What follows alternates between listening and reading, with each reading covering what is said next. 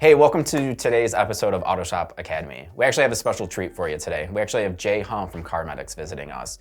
And today we're gonna go over the software stack of a shop. What it is, why it's important, how it helps grow your business, and we're gonna be asking Jay today of kind of when and why he started implementing some of these softwares into his business to help him grow, help him see more average repair order. So Jay, always great to see you. Yeah, nice Glad you're to see able you. to make it out. I know it's a short drive down from Durham to see Yeah. you, so it's always nice to have you in here. Before we get started into the software stack, can you kind of walk us through kind of like your journey as a shop owner? Yeah, so 2015, I quit my job. I used to work for Carmedix, just quit my job one day and thought I would start a business from my home garage and just advertise on Craigslist, and that's what I did. Ended up being mobile after I got kicked out of my HOA. Like I did an engine in my driveway man. and they kicked me out. Yeah, I bet they love that. Yeah, and then did the mobile thing for a bit, and then it got really hot in the summer, so got a shared building, moved into my own 6-bay after that, and now I'm in a 10-bay.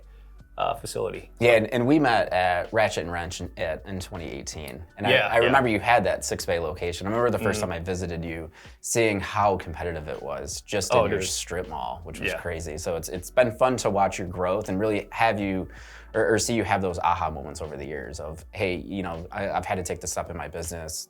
I need to grow my business. Curious, when you were doing mobile, were you doing a lot of, so you said Craigslist, were you also doing any advertising on Facebook or anything like that? I did some on Facebook, but back in the day, it was like all Craigslist. It wasn't when Marketplace hasn't really fully launched yet. It was there, but it wasn't popular. Yeah, that makes sense. So when you first started out, it would seem as a mobile repair tech, you probably didn't have an SMS.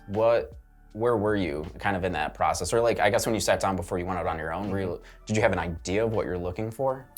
Yeah, so, you know, the most important thing I think in business, even compared to like the quality of work, is perception. I think perception is the most important thing. And so I didn't have a technical background, so I didn't work on cars prior to like launch my own business. So I kind of learned along the way, but I did know from working the front counter, because I was a service advisor, that the way the estimates were presented, the way your final bill was presented, that meant a lot. That builds a lot of value. So even from day one, I had a shop management system. And I remember my first job was a $40 brake job. I did like front and rear brake pads and rotors on a BMW. I charged $40 for it. It was like toughest $40 I'm I've gonna ever need brakes made. on my car soon. So And I'm not gonna do it for $40. No, well, like I didn't even have the tools to get the Torx bit off the rotor. So I had like a Harbor Freight drill in my garage that I found, and I was like drilling away at it for like 3 hours.